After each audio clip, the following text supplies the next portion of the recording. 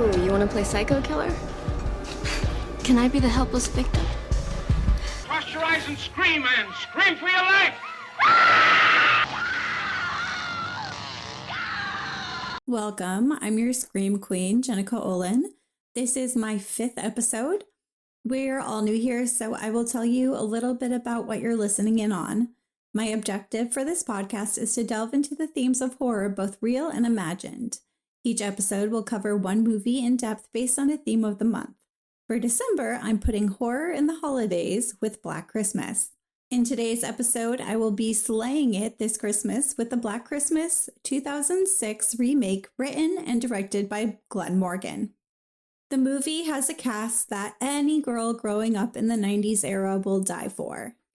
Our final girl, Katie Cassidy, made her name as a Scream Queen with leading roles in When a Stranger Calls and starring as Chris Fowles in the 2010 remake of A Nightmare on Elm Street.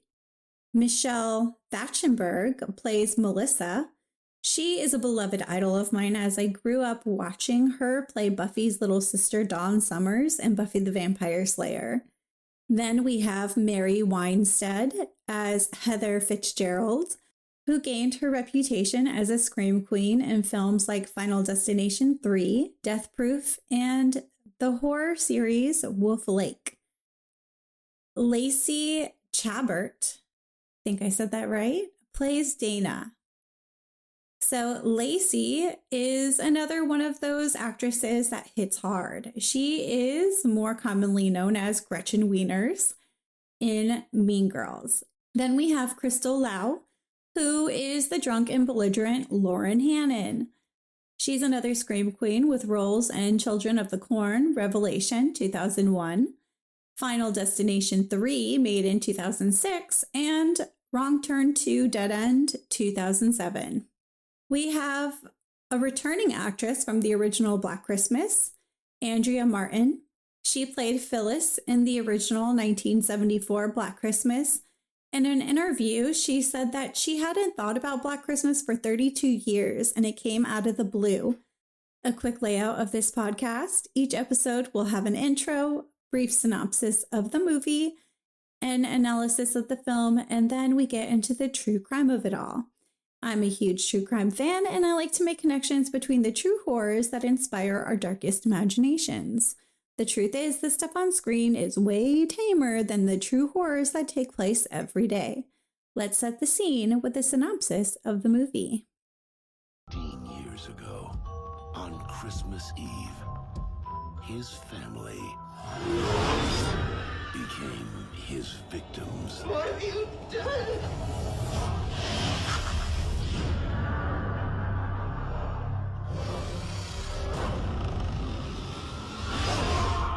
Now, All roads and airports are officially closed. This one is not gonna let up. a group of college friends That sucks. Everyone should be home for Christmas. are about to discover Lauren, we're opening up presents. Why don't you open the present we got you? their house I got it. is his home. All is calm, all is bright. Who is in my house tonight? Don't you have lots of toys to deliver to good little boys and girls? You really shouldn't provoke somebody like that. And on December 25th, You're definitely getting punked. Is that Santa's reindeer? all he wants for Christmas Is Megan in her room? is a new family he can treat like his very own.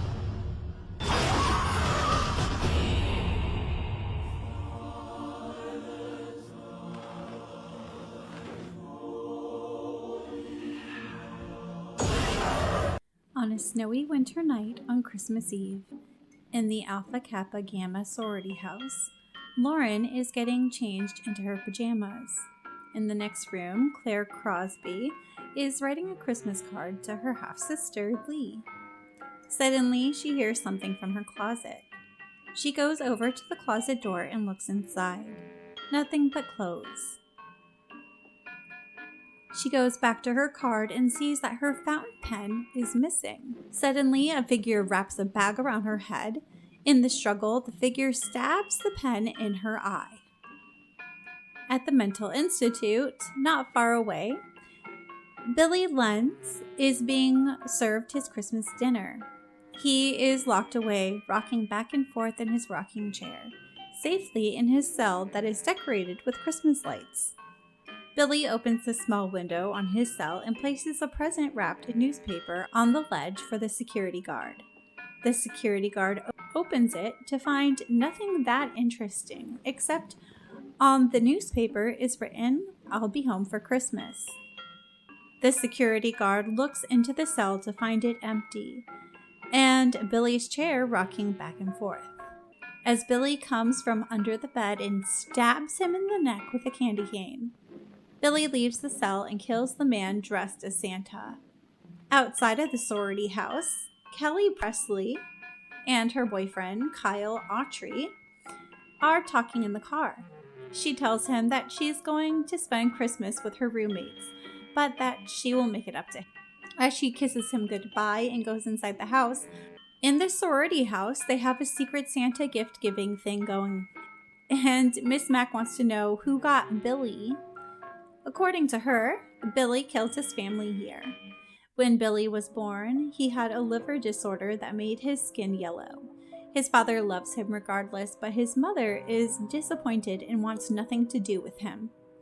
They live in the house that is now the sorority house. As Billy gets a bit older, he's treated even worse by his mother, who has become an alcoholic. On Christmas, when he is 5, his mother tells him that Santa was shot down by the Russians. His father, however, tells him he has a present for him hidden in a stowaway space in Billy's closet. Billy goes into his room, which will become Eve's room in present day, and finds a telescope, making him briefly very happy. However, his mother and father are not getting along very well, and his mom is having an affair. Moments after finding the telescope, Billy hears arguing and looks under the door to witness his father with a bag over his head and his head being bashed in with a hammer. Billy runs back to his room as his mother and her lover take the body outside and begin to bury it in the crawl space under the house. Billy is watching this and is discovered. His mother chases him into the attic and locks him in there. All of the girls are horrified by this story, but Miss Mac assures them it's all true. Heather says she was the one who drew Billy's name for the Secret Santa, but she thought it was wrong to buy him a gift because he was a murderer and it was offensive to the birth of Jesus to make a mockery of gift giving. Heather starts to go upstairs to her room but runs into Eve. Eve has been upstairs the whole time and is leaving to go visit her family. She gives Heather her Secret Santa gift, a crystal statue of a unicorn. Kelly and Lauren go upstairs to tell Claire and Megan they're going to open presents. Claire obviously doesn't answer. Lauren pounds on the door and says she's going to steal her presents if she doesn't get down here. Laughing, Kelly does this to Megan's door. Megan tells them to go away and she doesn't want to open presents. They leave and Megan hears a snow globe tune playing in the attic. She goes to the attic and gets more than she bargains for when she finds Claire's body by the window in a rocking chair. She's attacked by someone, and she tries to fight back, but the figure rips out one of her eyes with their bare hands. The home phone rings. Melissa answers it and puts it on loudspeaker. The caller's making all sorts of weird noises. Lauren teases him, and the caller threatens to kill Lauren before hanging up. Heather says someone is obviously sick in the head and doesn't need to be provoked by Lauren. Melissa checks the caller ID and is surprised to see it's coming from Megan's cell. They assure themselves it's just a joke. They open their presents, with Miss Mac getting some lingerie as a gag gift. Everyone laughs and Kelly goes back upstairs to check on the girls. Kyle suddenly pops out of Megan's room. Kelly screams and the other girls rush upstairs. Kyle apologizes and says he wanted to surprise her. Miss Mac asks if Megan is in her room, and Kyle says he doesn't know.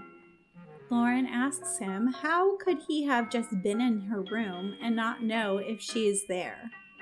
He explains that it's really dark in there. He makes a joke about Billy getting her. He then tells everyone another story about Billy's past.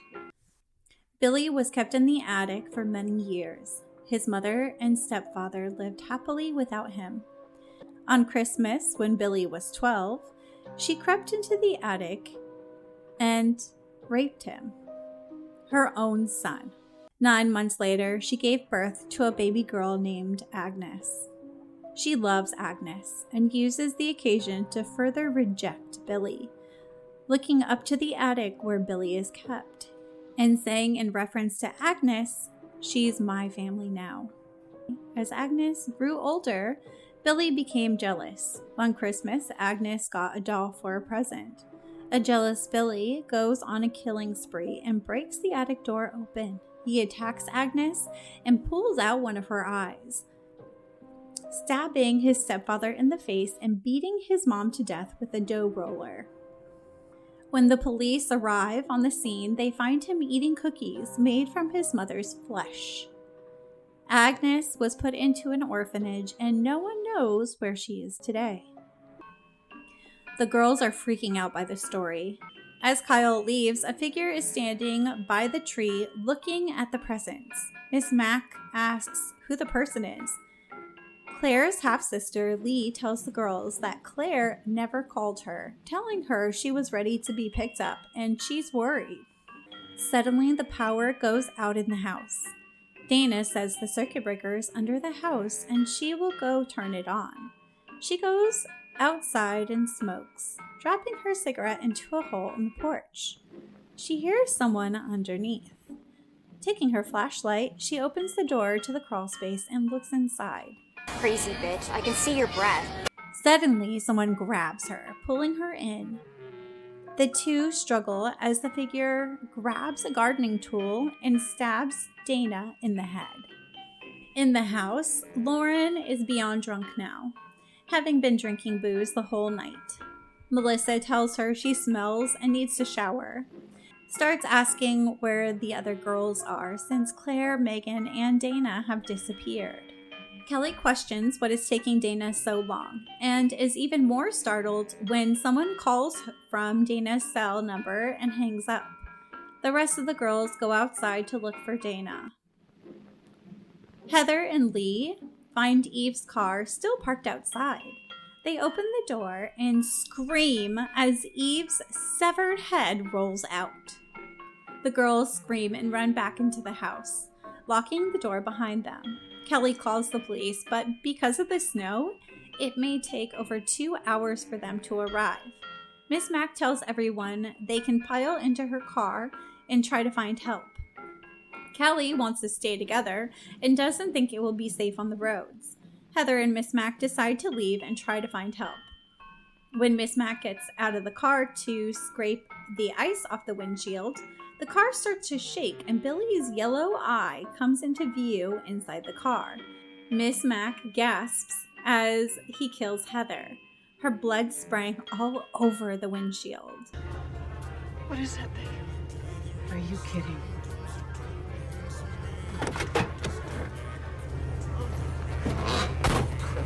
Bitch. Frigid southern princess.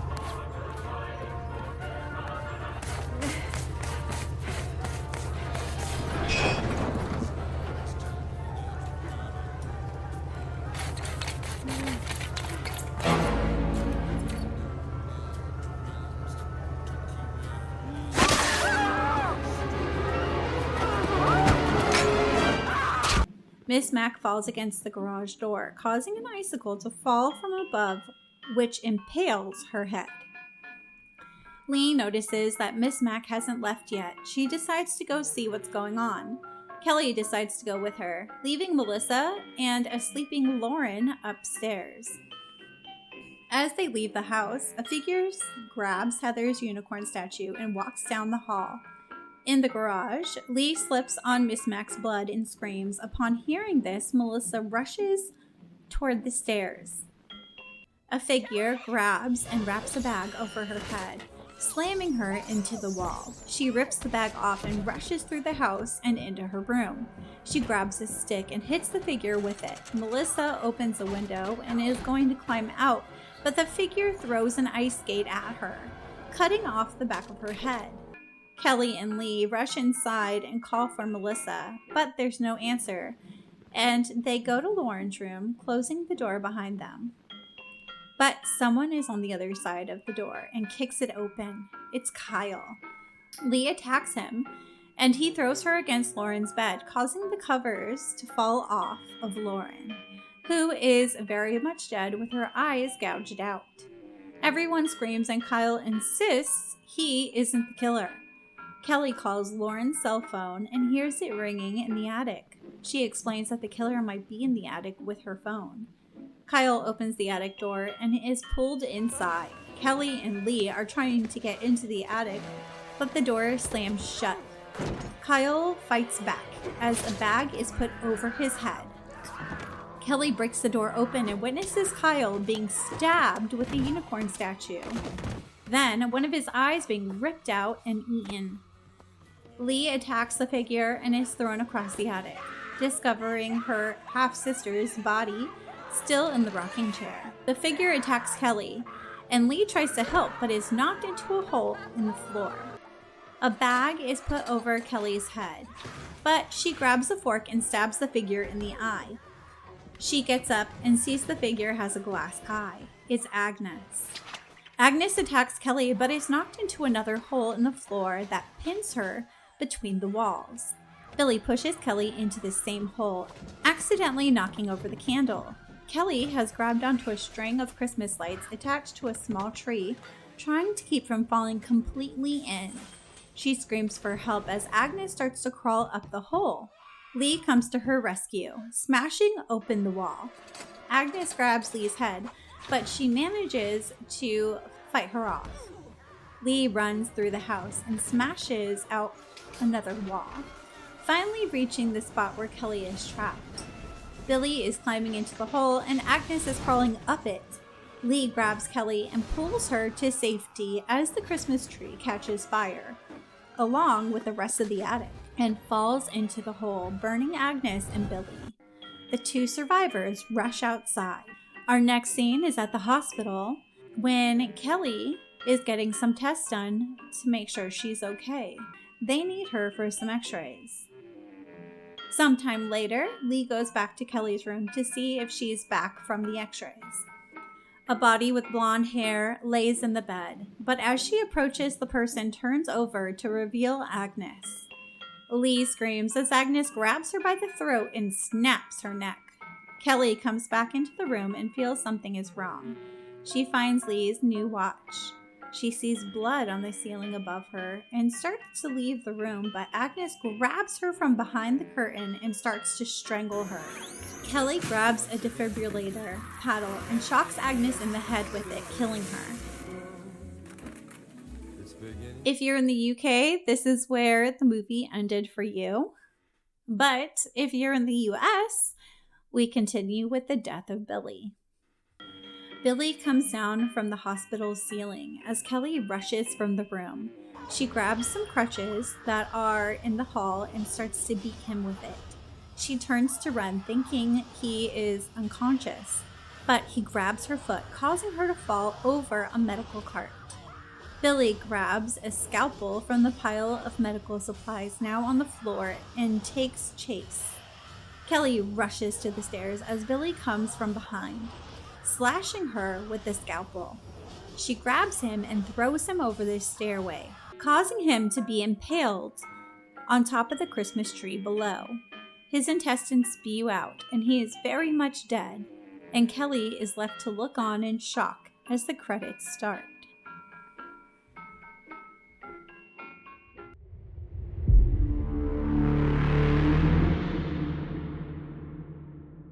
Now is the part where I analyze the film.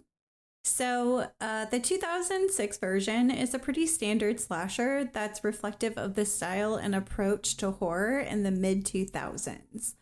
Staying in line with the original, the 2006 Black Christmas once again focuses on a group of sorority girls who this time have stayed behind on Christmas Eve as a snowstorm rages outside.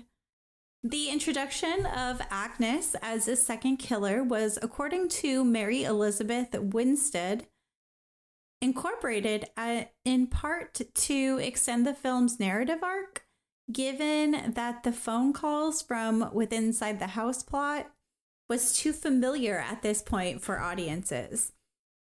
The relationship between Billy and Agnes also allowed Morgan room to explore themes of family.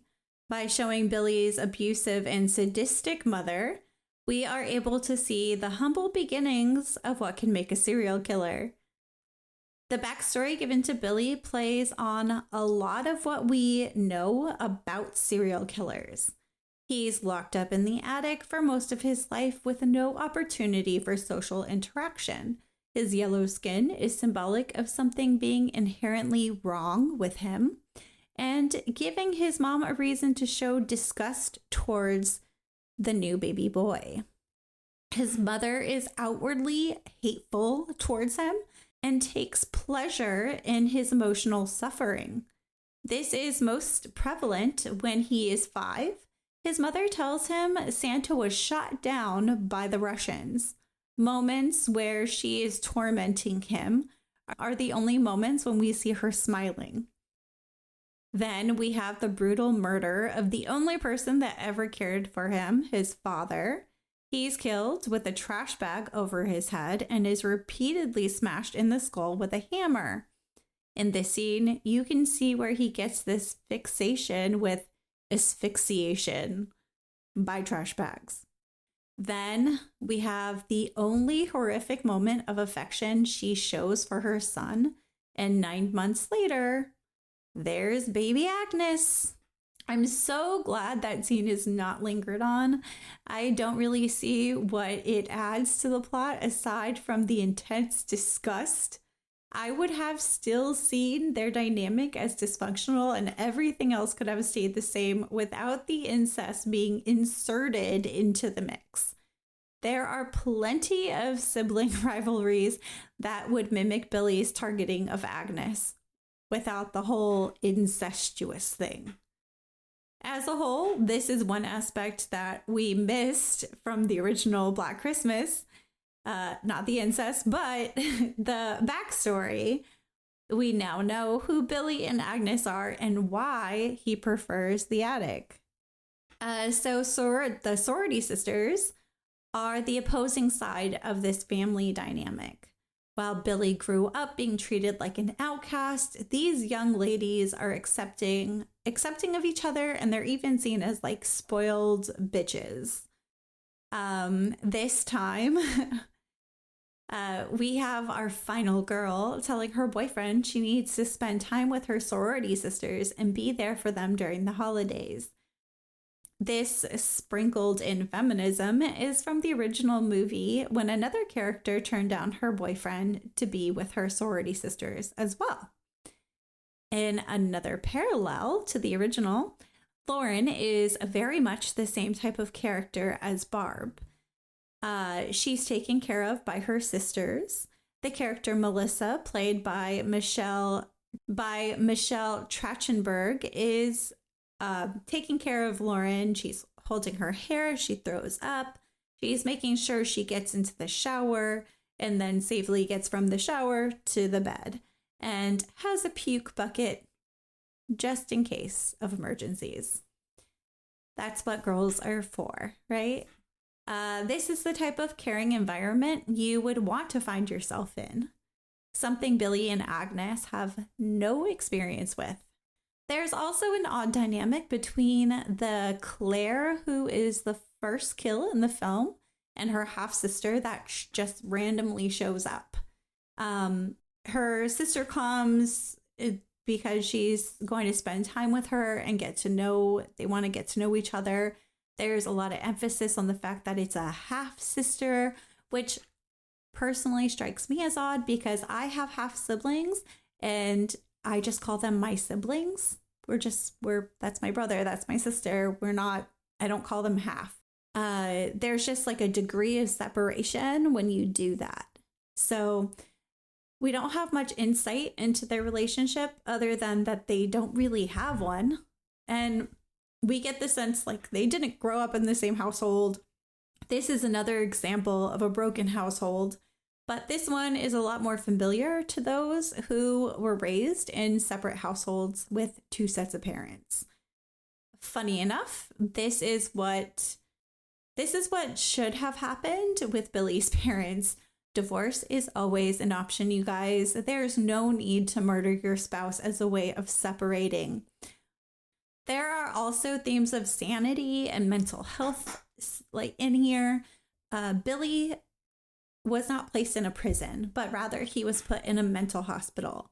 The ethics around such a place come into question when watching this scene. The door is like a really solid dead-bolted door. There's obviously no free roaming. The hospital, they've got this small little window for exchanging trays of food. So it really is just isolation at its most extreme. If I'm correct, Billy is meant to be around 15 or 16 when he murdered his family and plucked his sister/daughter's eye out. This all indicates that he was found to be insane and that he was imprisoned for all of his life.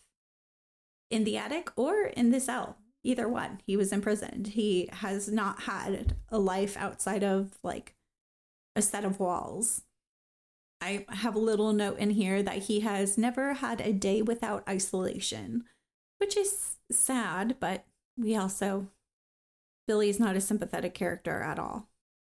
I don't know if everyone caught it at the beginning of the movie. As the orderly is handing out food, the first hatch he opens has a man who looks like Jesus, and he says it's his birthday. I found it hilarious that they had Jesus locked up in the insane asylum celebrating his birthday. In these moments, you just really gotta think, what would Jesus do? So we know that the use of POV in the first Black Christmas was a major player in the atmosphere of the movie. We get a glimpse sometimes of like who's the one creeping through the halls, but they still keep us guessing as to who the killer is, because you can tell that the POV is coming from more than one perspective. And if you pay attention to the timeline, you realize it's Agnes who's behind the initial slaughter of the sorority sisters. Let's now explore some of these tropes that started with the original Black Christmas and ended up in the remake, along with some newer tropes and the whole gore porn era of horror that seems to be making its way into little snippets into this movie, with the eyeballs being eaten and all. All right, so we've got our bad Santa. He's in the asylum trying to have sex with a nurse.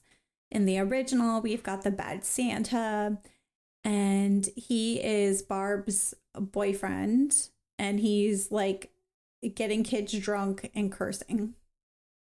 So we've got the other trope, curiosity killed the cast.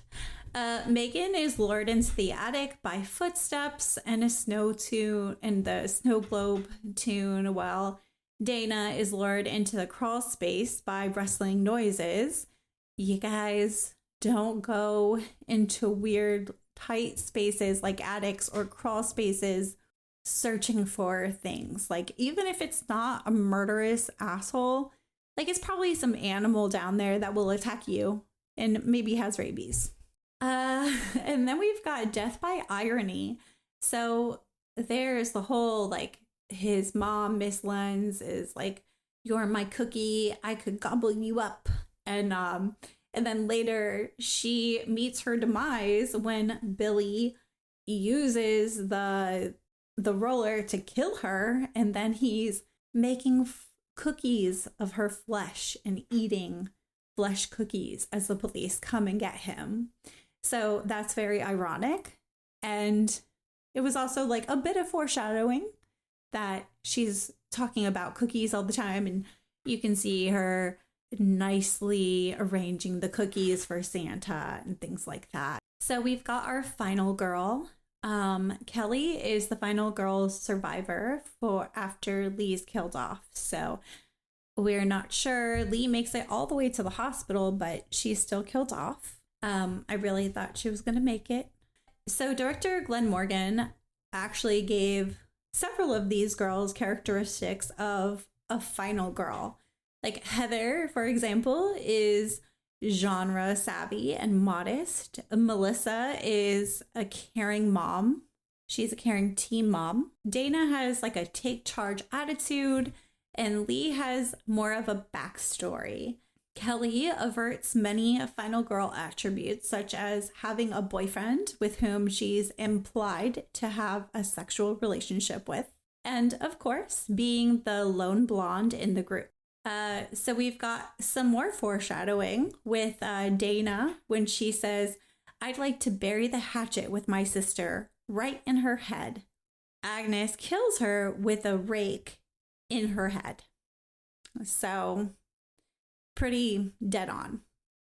Then we've got our hostile weather that's keeping everyone trapped in the house with this predator, this psychotic killer, and no help can come to them. They're stuck there.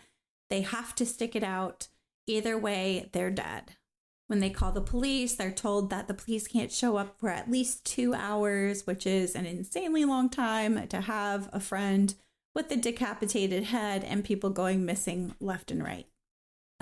So like many tropes in horror movies, we've got to have a little bit of nudity. Got to have that boob shot. The shower scene we have is of Lauren, who is drunkenly taking a shower, trying to get that stink off her from, I don't know. I guess she just smells boozy from boozing it up all day. And while she's in the shower, she has the killer is spying through a peephole. There are plenty of red herrings just like thrown about in this movie. We've got Eve, who's obsessed with Billy Lenz, even taking his old room in the sorority house.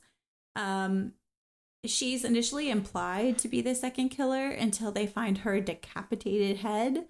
Like even the giving the gift of the unicorn is a reference to Barb's death in the original Black Christmas with that unusually large glass unicorn horn. With Eve, she's also wearing glasses, which makes you think, like, maybe she is the sister, maybe she is Agnes, because Agnes obviously is going to have some issues with her eyes later on, since she only has one of them, you know. But that, I was wrong there, and very obviously wrong. It was too on the nose. And then we've got Lee, who is introduced suspiciously only after Claire has disappeared. She has a different last name on her ID and would possibly be the right age to be Agnes, but she's actually Claire's half-sister. She's also the person that finds the gift that's marked as from Billy. Then last but not least, we have our bad boy who's been living in the area and knows all the history of the house and the gruesome murders. He also has his little angry outbursts when he doesn't get his way. All of these people seem like eligible candidates for the role of serial killer, but it turns out it's none of them. Some quick trivia on the movie before we move on. At the beginning, during one scene at the beginning of the movie where the sorority girls are all sitting around the fireplace, the famous leg lamp from The Christmas Story can be seen in the background. This is likely a homage to Bob Clark. If you didn't like this version, you aren't the only one. Glen Morgan has reportedly disowned this film. very strong words, especially around the holidays, disowning things. In response to the question on whether or not he was happy with the result, Morgan said, "No way. And it's schizophrenic because Bob Weinstein came in and urinated on it." After talking to his lawyer and agent, he agreed to stay on to try and protect the cast and crew, which were friends of his. So with the Weinstein name ringing a lot of alarm bells, I would say that Morgan was right to stay and use his influence to protect them. Bob Clark was involved in the 2006 remake of Black Christmas as an executive producer and a source of input for the screenplay. I can't imagine that he was very happy with this version either. All he wants for Christmas Is Megan in her room? is a new family he can treat like his very own. Now for the true crime of it all. In writing the character of Billy, Morgan was inspired by the real life of Edmund Kemper, also known as the co-ed killer. He is a real-life serial killer who, as a child, had been locked in the basement of his home by his mother, whom he later murdered. At age 15, Edmund Kemper killed both his grandparents to see what it felt like. Upon release, he drifted picking up and releasing female hitchhikers, but he soon stopped letting them go, killing 6 young women in the Santa Cruz, California area in the 1970s. In 1973, he killed his mother and her friend before turning himself in. Kemper was born on December 18, 1948, in Burbank, California, as the middle child. After his parents divorced in 1957, he moved with his mother and 2 sisters to Montana. Kemper had a difficult relationship with his alcoholic mother, as she was very critical of him and he blamed her for all of his problems. When he was 10 years old, she forced him to live in the basement away from his sisters, whom she feared he might harm in some way. I can't say that I blame her for seeing signs of a sociopath, but she definitely had play in that. Signs of trouble began to emerge early. Kemper had a dark fantasy life, sometimes dreaming about killing his mother. He cut off the heads of his sister's dolls and even coerced the girls into playing a game called Gas Chamber. His first victims were the family cat. He went to live with his father for a time, but ended up back with his mother, who decided to send the troubled teenager to live with his parental grandparents. He had already begun learning about firearms, but his grandparents took away his rifle after he killed several birds and other small animals. Good job, grandparents. You don't let that kid have a gun. On August 27, 1964, Kemper finally turned his building rage on his grandparents. The 15-year-old shot his grandmother in the kitchen after an argument. And when his grandfather returned home, Kemper went outside and shot him by his car. Afterward, he called his mother, who told him to call the police. Later, Kemper said he shot his grandmother to see what it felt like. He added that he had killed his grandfather so that the man wouldn't have to find out that his wife had been murdered. Kemper was eventually sent to maximum security facility for mentally ill victims.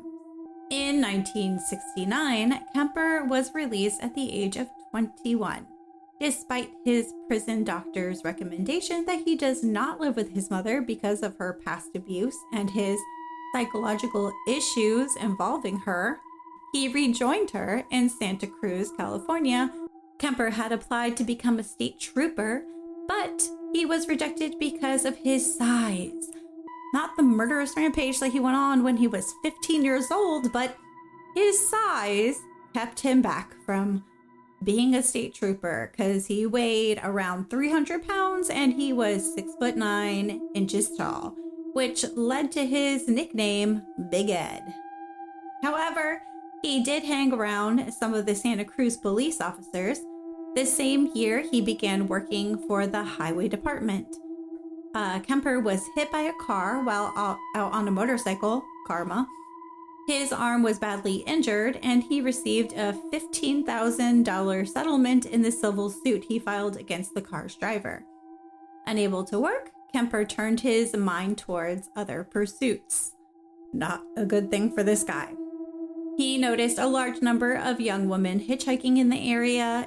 At first, Kemper picked up female hitchhikers and let them go. However, when he offered a ride to two Fresno State students, Mary Ann Pesky and Anita Luchessa, they would never make it to their destination.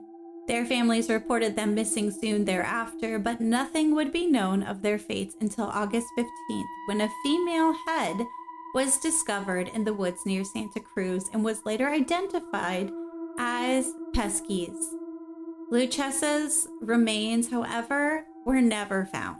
Later that year, on September 14th, 1972, Kemper picked up 15-year-old Aiko, I think I said that right, I'm not sure, who had decided to hitchhike rather than wait for the bus to take her to dance class. She would meet the same fate as Pesky and Luchessa. In January 1973, Kemper continued to act on his murderous impulses, picking up hitchhiker Cindy Shaw, whom he shot and killed. While his mother was out, Kemper went to her home and hid Shaw's body in his room. On February 5th, 1973, Kemper used a campus parking sticker his mother had given him to facilitate a double murder. He drove to the university where he offered a ride to two students, Rosalind Thorpe and Alice Liu. Shortly after picking them up, he shot the two young women, then drove past the campus security at the gates with the two mortally wounded women in the car. In March, some of Thorpe's and Liu's remains were discovered by hikers near Highway 1. In April 1973, Kemper committed what would be his last two murders. Kemper attacked his mother after she went to sleep, first striking her in the head with a hammer and then cutting her throat with a knife. As he had with the other victims, he then decapitated her and cut off her hands, but then also removed her larynx and put it down the garbage disposal. Guess he really didn't want to listen to her anymore, not even in the afterlife. After hiding his mother's body parts, Kemper called his mother's friend, Sally Hallett, and invited her over to the house. Kemper then strangled Hallett shortly after she arrived and hid her body in the closet. He made a call to the Santa Cruz police to confess his crimes. At first, they did not believe that the guy they knew as Big Ed was the killer. Charged with 8 counts of first-degree murder, Kemper went on trial for his crimes in October 1973. He was found guilty of all charges. At present, Kemper is serving his time in California. He was denied parole as recently as July of this year. Let's end on a high note.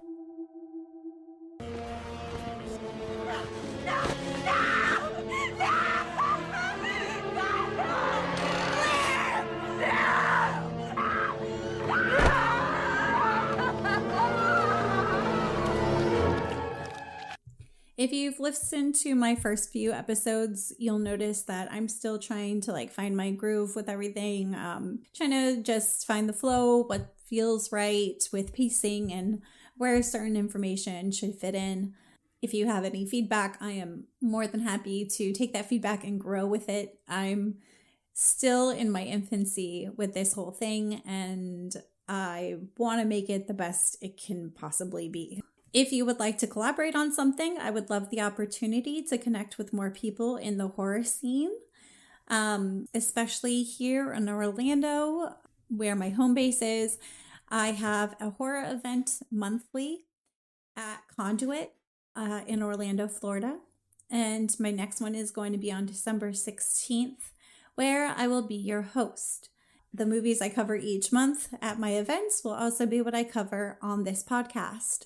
So if you plan on attending any of my events, this would be a good place to get a leg up on everyone else for the trivia portion of the night. My horror events at Conduit are more than just trivia. It's about creating a community around the horror scene. At my events, there are themed drinks. The bartender she's amazing. She puts together whole menus for my events. I have themed decorations. There's going to be movies playing. If you are a horror fan, this is just an opportunity to immerse yourself in the horrordom. In my next event, I will be covering the 1974 cult classic, Black Christmas, directed by Bob Clark. I will also cover the 2006 remake of Black Christmas, directed by Glen Morgan, which I covered in this episode, and the 2019 remake, directed by Sophia Takal, which I will be covering in my next episode. There is also going to be a macabre market at Conduit on Sunday, December 15th. It's called Market of the Beast, and it will feature all kinds of gifts for your morbid loved ones. At the market, I will be running a photo spot where you can take pictures with a cosplay of Art, the clown, as a cosplay of Santa. I will be creating a reenactment of the Santa scene in Terrifier 3, where you can get your Christmas pictures just in time for the holidays. My goal is to have an episode a week. So please be patient with me as I'm learning all of this as I go. My future self is very much scolding me with hot water and stuff. Thank you for listening, and don't forget your sacrificial gift to Billy under the Christmas tree. Until next time, goodbye.